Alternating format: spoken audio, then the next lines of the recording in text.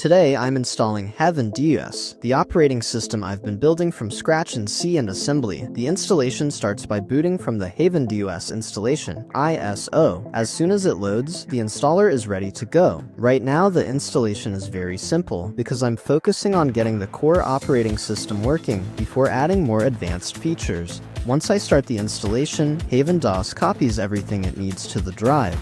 Since the operating system is still fairly lightweight, the installation finishes almost instantly. After that, the system reboots into the installed version of HavenDOS. This is the new login screen that I recently redesigned. After logging in, you can access the desktop and start exploring the operating system. From the Start menu, you can launch the current built-in applications.